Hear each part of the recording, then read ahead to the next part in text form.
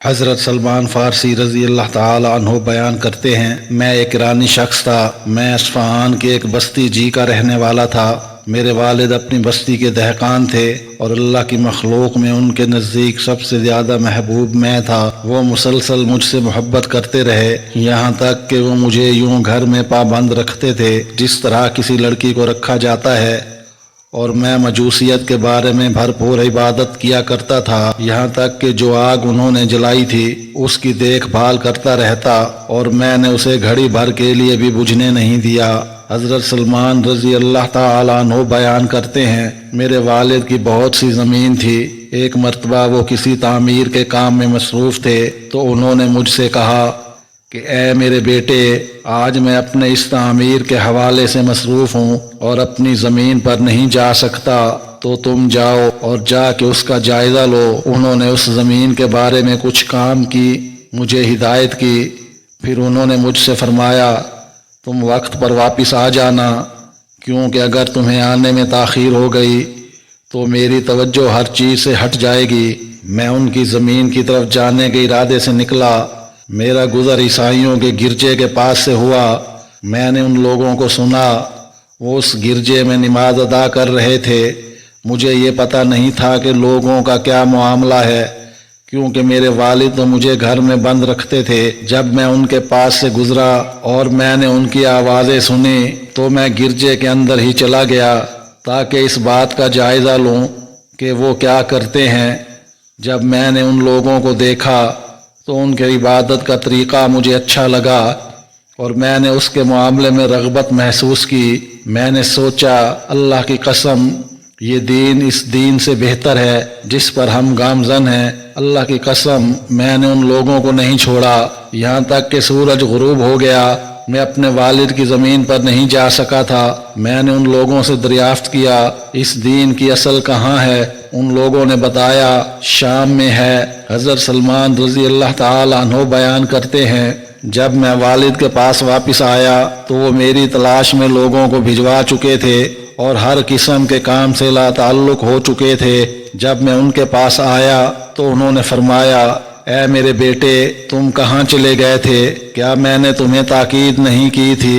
میں نے کہا اے ابا جان، میرا گزر کچھ لوگوں کے پاس سے ہوا جو اپنے عبادت خانے میں نماز پڑھ رہے تھے، تو میں نے ان کے دین کی جو صورتحال دیکھی وہ مجھے اچھی لگی۔ اللہ کی قسم، میں سورج غروب ہونے تک مسلسل ان لوگوں کے پاس ہی رہا تو میرے والد نے کہا اے میرے بیٹے، اس دین میں بھلائی نہیں ہے، تمہارا دین اور تمہارے آباء و اجداد کا دین اس سے زیادہ بہتر ہے۔ میں نے کہا جی نہیں، اللہ کی قسم وہ ہمارے دین سے بہتر ہے۔ حضرت سلمان رضی اللہ تعالی عنہ بیان کرتے ہیں، میرے والد کو میرے حوالے سے اندیشہ ہوا، انہوں نے میرے پاؤں میں بیڑی ڈال دی اور مجھے گھر میں پابند کر دیا۔ حضرت سلمان رضی اللہ تعالی عنہ بیان کرتے ہیں، میں نے ان عیسائیوں کو پیغام بھیجا اور ان سے کہا کہ جب شام سے عیسائی تاجر ان لوگوں کے پاس آئیں تو تم مجھے ان کے بارے میں بتانا۔ جب شام سے کچھ تاجر جو عیسائی تھے وہ ان لوگوں کے پاس آئے تو انہوں نے مجھے اس بارے میں بتایا۔ میں نے کہا کہ جب وہ لوگ اپنا کام پورا کر لیں اور اپنے علاقے کی طرف واپس جانے کا ارادہ کریں تو تم مجھے اطلاع دے دینا۔ جب ان لوگوں نے اپنے علاقے کی طرف واپس جانے کا ارادہ کیا اور ان لوگوں نے مجھے اس بارے میں بتایا تو میں نے اپنے پاؤں سے بیڑی نکالی اور ان لوگوں کے ساتھ نکل کھڑا ہوا یہاں تک کہ میں شام آ گیا۔ جب میں شام میں آیا تو میں نے دریافت کیا اس دین کے بارے میں سب سے زیادہ فضیلت رکھنے والا شخص کون ہے؟ تو لوگوں نے بتایا گرجا گھر میں ایک راہب ہے۔ میں اس کے پاس آیا، میں نے کہا میں اس دین میں رغبت رکھتا ہوں اور میں یہ چاہتا ہوں کہ میں تمہارے ساتھ رہوں اور تمہارے اس عبادت خانے میں تمہاری خدمت میں کروں اور تم سے علم حاصل کروں اور تمہارے ساتھ نماز ادا کروں۔ اس نے کہا تم اندر آ جاؤ۔ میں اس کے ساتھ اندر چلا گیا۔ حضرت سلمان رضی اللہ تعالی عنہ بیان کرتے ہیں، وہ ایک برا شخص تھا، وہ لوگوں کو صدقہ کرنے کا حکم دیتا تھا اور انہیں صدقہ کرنے کی ترغیب دیتا تھا، اور جب وہ لوگ اس کے سامنے مال جمع کر دیتے تھے تو وہ اس کو اپنے لیے خزانے میں محفوظ کر لیتا تھا۔ وہ غریبوں کو کچھ نہیں دیتا تھا، یہاں تک کہ اس نے سونے اور چاندی کے ساتھ گھڑے اکٹھے کر لیے ہوئے تھے۔ حضرت سلمان رضی اللہ تعالیٰ عنہ کہتے ہیں جب میں نے اسے یہ کرتے ہوئے دیکھا تو مجھے اس سے شدید نفرت ہو گئی۔ پھر وہ مر گیا۔ عیسائی اسے دفن کرنے کے لیے اس کے پاس اکٹھے ہوئے تو میں نے ان لوگوں سے کہا کہ یہ ایک برا شخص تھا، یہ تمہیں صدقہ کرنے کا حکم دیتا تھا، تمہیں صدقہ کرنے کی ترغیب دیتا تھا، اور جب تم مختلف چیزیں اس کے سامنے جمع کر دیتے تھے اور اس کے پاس لے آتے تھے تو یہ اپنے لیے اسے خزانے میں محفوظ کر لیتا تھا اور غریبوں کو اس میں سے کچھ نہیں دیتا تھا۔ ان لوگوں نے دریافت کیا تمہیں اس کا کیسے پتہ چلا؟ میں نے کہا میں تمہیں اس کے خزانے کے بارے میں بتا دیتا ہوں۔ ان لوگوں نے کہا تم ہمیں بتاؤ۔ میں نے ان لوگوں کو اس خزانے کی جگہ دکھائی تو ان لوگوں نے وہاں سے 7 گھڑے نکالے جو سونے اور چاندی سے بھرے ہوئے تھے۔ جب ان لوگوں نے یہ چیز دیکھی تو انہوں نے کہا اللہ کی قسم ہم تو اسے کبھی دفن نہیں کریں گے۔ حضرت سلمان رضی اللہ تعالیٰ عنہ بیان کرتے ہیں پھر ان لوگوں نے اس شخص کو مصلوب کیا، اسے پتھر مارے اور پھر ایک اور شخص کو لا کر اس کی جگہ پر بٹھا دیا۔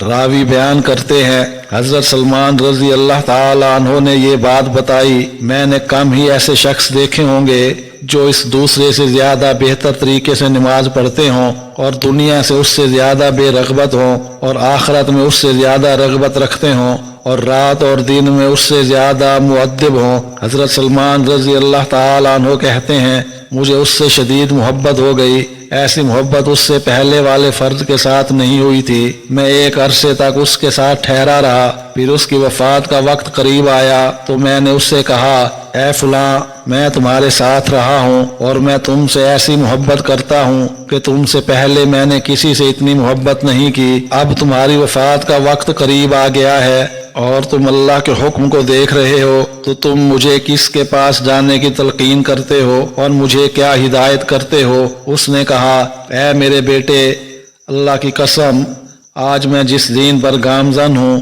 مجھے اس کے بارے میں ایسے کسی فرض کا علم نہیں جو اس پر گامزن ہو۔ لوگ ہلاکت کا شکار ہو چکے ہیں، انہوں نے دین کے احکام میں تبدیلی کر لی ہے اور دین کے زیادہ تر احکام کو چھوڑ دیا ہوا ہے۔ البتہ ایک فرد کا معاملہ مختلف ہے اور وہ موصل میں ہے اور وہ فلاں شخص ہے اور اس پر گامزن ہے جس پر میں ہوں، تم اس سے جا کے ملو۔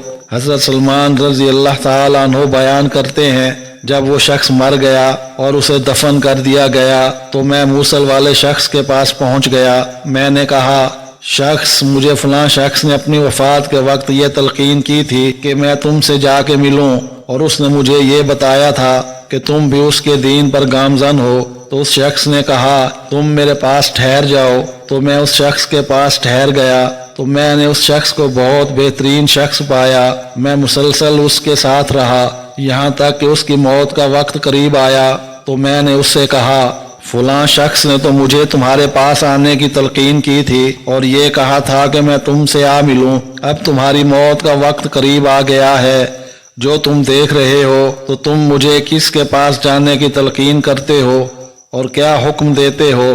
تو اس نے کہا اے میرے بیٹے ہم جس دین پر گامزن ہیں اللہ کی قسم مجھے ایسے کسی فرد کا علم نہیں ہے جو اس طرح کے دین پر گامزن ہو، البتہ ایک شخص کا معاملہ مختلف ہے جو نصیبین میں رہتا ہے اور وہ فلاں شخص ہے، تم اس سے جا کے ملو۔ حضرت سلمان رضی اللہ تعالیٰ عنہ کہتے ہیں جب وہ شخص فوت ہو گیا اور اسے دفن کر دیا گیا تو میں نصیبین والے شخص سے جا کے ملا، میں اس کے پاس آیا، میں نے اسے اپنی صورتحال کے بارے میں بتایا اور میرے ساتھی نے جو مجھے ہدایت کی تھی اس کے بارے میں بتایا تو اس نے کہا تم میرے پاس ٹھہرو۔ میں اس کے پاس ٹھہرا رہا تو میں نے اسے اس کے پہلے 2 ساتھیوں کی طرح نیکوکار پایا۔ میں اس کے پاس رہا، وہ ایک بہترین فرد تھا، اللہ کی قسم میں اس کے پاس مسلسل رہا یہاں تک کہ اس کی بھی موت کا وقت قریب آ گیا۔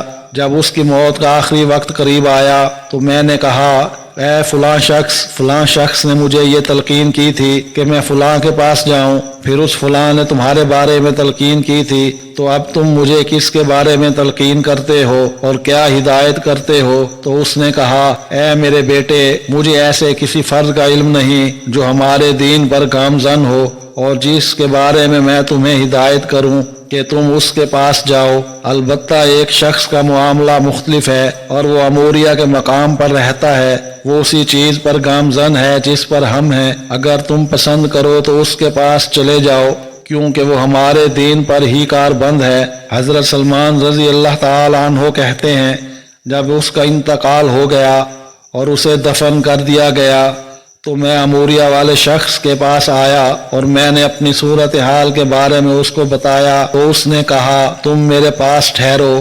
میں اس شخص کے پاس ٹھہر گیا۔ وہ ایک ایسا شخص تھا جو دوسرے یعنی پہلے والے نیک لوگوں والے طریقے پر گامزن تھا۔ میں اس دوران مزدوری بھی کرتا رہا، یہاں تک کہ میرے پاس کچھ بکریاں اور کچھ گائے اکٹھی ہو گئیں۔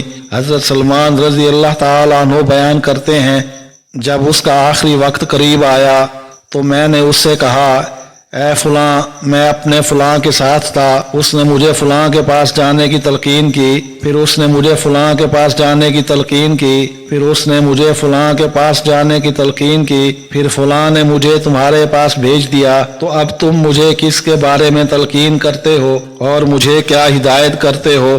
اس نے کہا، اے میرے بیٹے، اللہ کی قسم مجھے ایسے کسی فرض کا علم نہیں کہ جس کے بارے میں تمہیں ہدایت کر سکوں کہ تم اس کے پاس جاؤ، لیکن ایک نبی کا زمانہ تمہارے قریب آ چکا ہے، وہ حضرت ابراہیم علیہ السلام کے دین کے ہمراہ مبعوث ہوں گے اور عرب کی سرزمین پر نکلیں گے۔ ان کی ہجرت ایک ایسی سرزمین کی طرف ہوگی جس کے دونوں طرف پتھریلی زمین ہوگی اور درمیان میں کھجوروں کے باغات ہوں گے۔ ان کی مخصوص نشانیاں ہوں گی جو پوشیدہ نہیں رہیں گی۔ وہ تحفہ کھا لیں گے لیکن صدقہ نہیں کھائیں گے۔ ان کے دونوں کندھوں کے درمیان مہر نبوت ہوگی۔ اگر تم یہ استطاعت رکھتے ہو کہ تم ان علاقوں تک پہنچ جاؤ تو تم ایسا کر لو۔ حضرت سلمان رضی اللہ تعالیٰ عنہ بیان کرتے ہیں، پھر اس کا انتقال ہو گیا، اسے دفن کر دیا گیا، تو جتنا عرصہ کو اللہ کو منظور تھا میں اموریہ میں ٹھہرا رہا۔ پھر وہاں سے کچھ تاجر لوگ میرے پاس سے گزرے۔ میں نے ان سے کہا، تم لوگ مجھے سوار کروا کے عرب کی سرزمین پر لے جاؤ، میں اپنی یہ گائیں اور بکریاں تمہیں دے دوں گا۔ انہوں نے کہا، ٹھیک ہے، تم وہ ادا کر دو۔ انہوں نے مجھے سوار کروایا یہاں تک کہ وہ مجھے لے کر وادی قرا میں آئے تو انہوں نے میرے ساتھ زیادتی کی اور ایک یہودی شخص کو مجھے فروخت کر دیا۔ میں اس کے ہاں رہا، میں کھجوروں کے باغات کی دیکھ بھال کرتا تھا۔ میں اس کے ہاں پہنچ گیا، میں نے وہاں کھجوروں کے درخت دیکھے تو مجھے یہ امید ہوئی کہ شاید یہ وہی شہر ہوگا جس کی صفت میرے متعلقہ فرد نے میرے سامنے بیان کی تھی، لیکن ابھی مجھے اس کے بارے میں یقین نہیں تھا۔ ایک دن میں اس یہودی کے پاس بیٹھا ہوا تھا کہ اس کا چچا زاد اس کے پاس آیا۔ وہ مدینہ منورہ سے آیا تھا اور اس کا تعلق بنو قریظہ سے تھا۔ اس نے اس یہودی سے مجھے خرید لیا اور مجھے سوار کرا کے مدینہ منورہ لے گیا۔ اللہ کی قسم، جب میں نے اس جگہ کو دیکھا تو مجھے پتا چل گیا کہ اس کی وہی صفت ہے جو میرے ساتھی نے بیان کی تھی۔ میں وہاں مقیم ہو گیا۔ اللہ تعالیٰ نے اپنے رسول کو مبعوث کیا۔ آپ صلی اللہ علیہ وآلہ وسلم مکہ میں مقیم رہے۔ میں کیونکہ غلام تھا اس وجہ سے میں آپ کا تذکرہ نہیں سن سکا۔ پھر نبی اکرم صلی اللہ علیہ وآلہ وسلم ہجرت کر کے مدینہ منورہ آ گئے۔ اللہ کی قسم، ایک مرتبہ میں اپنے مالک کے کھجوروں کے باغ میں کام کر رہا تھا اور میرا مالک بیٹھا ہوا تھا۔ اسی دوران اس کا چچا زاد آیا اور اس کے پاس آ کر ٹھہرا اور بولا، اے فلاں، اللہ تعالیٰ بنو کیلا کو برباد کرے۔ اللہ کی قسم، اب وہ لوگ اس فرد کے پاس اکٹھے ہو گئے ہیں جو آج مکہ سے آیا ہے اور اس کا یہ کہنا ہے کہ وہ نبی ہے۔ حضرت سلمان رضی اللہ تعالیٰ عنہ کہتے ہیں، جب میں نے یہ بات سنی تو مجھ پر کپ کپی طاری ہو گئی، یہاں تک کہ میں نے یہ گمان کیا کہ کہیں میں اپنے مالک کے اوپر نہ گر جاؤں۔ میں درخت سے نیچے اترا اور اس کے چچا زاد سے دریافت کیا، تم کیا کہہ رہے ہو؟ تم کیا کہہ رہے ہو؟ تو میرا مالک غصے میں آ گیا۔ اس نے مجھے زور سے ہاتھ مارا۔ پھر اس نے کہا، تمہارا اس کے ساتھ کیا واسطہ ہے؟ تم جاؤ اور اپنا کام کرو۔ حضرت سلمان رضی اللہ تعالیٰ عنہ کہتے ہیں، میں نے کہا، کچھ نہیں، میں تو یہ ارادہ کر رہا تھا کہ اس کی کہی ہوئی بات کے بارے میں تحقیق کروں۔ حضرت سلمان رضی اللہ تعالیٰ عنہ کہتے ہیں، میرے پاس کچھ چیز موجود تھی جسے میں نے جمع کیا ہوا تھا۔ جب شام ہوئی تو میں نے اسے لیا اور اسے لے کر نبی اکرم صلی اللہ علیہ وآلہ وسلم کے پاس گیا۔ آپ صلی اللہ علیہ وآلہ وسلم اس وقت قباء میں موجود تھے۔ میں آپ کی خدمت میں حاضر ہوا۔ میں نے آپ کی خدمت میں عرض کی، مجھے یہ پتا چلا ہے کہ آپ ایک نیک فرد ہیں اور آپ صلی اللہ علیہ وآلہ وسلم کے ساتھ کچھ ایسے ساتھی بھی ہیں جو غریب الوطن ہیں اور حاجت مند ہیں۔ یہ تھوڑی چیز میری طرف سے صدقہ ہے۔ آپ لوگوں کے بارے میں میرا یہ خیال ہے کہ آپ کے علاوہ کے مقابلے میں آپ لوگ اس کے زیادہ حقدار ہیں۔ میں نے وہ نبی اکرم صلی اللہ علیہ وآلہ وسلم کے آگے کیا تو نبی اکرم صلی اللہ علیہ وآلہ وسلم نے اپنے ساتھیوں سے فرمایا، تم لوگ کھا لو۔ نبی اکرم نے اپنا ہاتھ پیچھے رکھا، آپ نے اسے نہیں کھایا۔ حضرت سلمان رضی اللہ تعالی عنہ کہتے ہیں، میں نے دل میں سوچا کہ یہ ایک بات سامنے آ گئی ہے، پھر میں آپ کے پاس سے واپس آ گیا۔ پھر میں نے کچھ جمع کیا۔ اس دوران نبی اکرم صلی اللہ علیہ وآلہ وسلم مدینہ منورہ منتقل ہو گئے۔ پھر میں نبی اکرم صلی اللہ علیہ وآلہ وسلم کے پاس آیا۔ میں نے عرض کی، میں نے آپ کو دیکھا ہے کہ آپ صدقہ نہیں کھاتے، تو یہ تحفہ ہے جو میں نے آپ کے احترام میں پیش کیا ہے۔ حضرت سلمان رضی اللہ تعالیٰ عنہ کہتے ہیں تو نبی اکرم صلی اللہ علیہ وآلہ وسلم نے اس میں سے کھا لیا اور آپ نے اپنے اصحاب کو حکم دیا تو انہوں نے بھی آپ کے ساتھ کھایا۔ حضرت سلمان رضی اللہ تعالیٰ عنہ کہتے ہیں، میں نے دل میں سوچا کہ یہ دو نشانیاں ہو گئی۔ حضرت سلمان رضی اللہ تعالیٰ عنہ کہتے ہیں، پھر میں نبی اکرم صلی اللہ علیہ وآلہ وسلم کی خدمت میں حاضر ہوا۔ آپ صلی اللہ علیہ وآلہ وسلم اس وقت بقیع غرقد میں موجود تھے اور اپنے اصحاب میں سے ایک شخص کے جنازے میں آئے ہوئے تھے۔ آپ صلی اللہ علیہ وآلہ وسلم کے جسم پر 2 چادریں تھیں اور آپ اپنے اصحاب کے درمیان بیٹھے ہوئے تھے۔ میں نے آپ کو سلام کیا، پھر میں گھوم کر آپ صلی اللہ علیہ وآلہ وسلم کے پیچھے آیا تاکہ آپ صلی اللہ علیہ وآلہ وسلم کی پشت کا جائزہ لوں کہ کیا مجھے وہ مہر نبوت نظر آتی ہے جس کی صفت کی میرے ساتھی نے بیان کی تھی۔ جب نبی اکرم صلی اللہ علیہ وآلہ وسلم نے مجھے ملاحظہ کیا کہ میں آپ کی پشت کی طرف آیا ہوں تو آپ صلی اللہ علیہ وآلہ وسلم کو اندازہ ہو گیا کہ میں کیا چیز جاننا چاہ رہا ہوں۔ راوی کہتے ہیں تو نبی اکرم صلی اللہ علیہ وآلہ وسلم نے اپنے پشت سے چادر ہٹائی تو میں نے مہر نبوت کو دیکھ لیا اور نبی اکرم صلی اللہ علیہ وآلہ وسلم کو پہچان لیا۔ میں اس پر جھکا اور میں نے مہر نبوت کو بوسہ دیا اور رونے لگا۔ نبی اکرم صلی اللہ علیہ وآلہ وسلم نے فرمایا، گھوم کے سامنے آؤ۔ میں گھوم کے سامنے آیا۔ میں نے اپنی پوری صورتحال نبی اکرم صلی اللہ علیہ وآلہ وسلم کے سامنے بیان کی۔ اے ابن عباس، جس طرح میں اب تمہیں بیان کر رہا ہوں تو نبی اکرم صلی اللہ علیہ وآلہ وسلم کو یہ بات پسند آئی کہ آپ کے اصحاب بھی اسے سن لیں۔ راوی کہتے ہیں، حضرت سلمان فارسی رضی اللہ تعالی عنہ غلام ہونے کی وجہ سے مصروف رہے اور وہ نبی اکرم صلی اللہ علیہ وآلہ وسلم کے ساتھ غزوہ بدر اور غزوہ احد میں شریک نہیں ہو سکے۔ حضرت سلمان رضی اللہ تعالی عنہ بیان کرتے ہیں، پھر نبی اکرم صلی اللہ علیہ وآلہ وسلم نے مجھ سے فرمایا، اے سلمان، تم مکاتبت کا معاہدہ کر لو۔ تو میں نے اپنے مالک کے ساتھ یہ معاہدہ کیا کہ میں اسے کھجوروں کے 300 درخت لگا کے دوں گا اور 40 اوقیہ ادا کروں گا۔ نبی اکرم صلی اللہ علیہ وآلہ وسلم نے اپنے صحاب سے فرمایا، اپنے بھائی کی مدد کرو۔ تو ان لوگوں نے کھجوروں کے چھوٹے درختوں کے ذریعے میری مدد کی۔ کوئی شخص 30 پودے لے آیا، ایک شخص 20 پودے لے آیا، ایک شخص 15 پودے لے آیا، ایک شخص 10 لے آیا۔ تو جس شخص کے پاس جتنی گنجائش تھی اس حساب سے اس نے میری مدد کی۔ جب 300 پودے اکٹھے ہو گئے تو نبی اکرم صلی اللہ علیہ وآلہ وسلم نے فرمایا، اے سلمان، تم جاؤ اور ان کے لیے زمین کھودو۔ جب تم فارغ ہو جاؤ گے تو میرے پاس آنا، میں انہیں اپنے ہاتھ کے ساتھ زمین میں لگاؤں گا۔ حضرت سلمان رضی اللہ تعالیٰ عنہ کہتے ہیں، میں نے ان کے لیے زمین کھودی، میرے ساتھیوں نے بھی میری مدد کی۔ جب میں اس کام سے فارغ ہوا تو میں نبی اکرم صلی اللہ علیہ وآلہ وسلم کے پاس آیا اور آپ کو اس بارے میں بتایا۔ نبی اکرم صلی اللہ علیہ وآلہ وسلم میرے ساتھ وہاں تشریف لے گئے۔ ہم آپ کو پودے پکڑاتے گئے اور نبی اکرم اپنے دست مبارک کے ذریعے انہیں زمین میں لگاتے گئے۔ اس ذات کی قسم जिसके दस्ते कुदरत में सलमान की जान है, उनमें से कोई एक पौधा भी ज़ाया नहीं हुआ।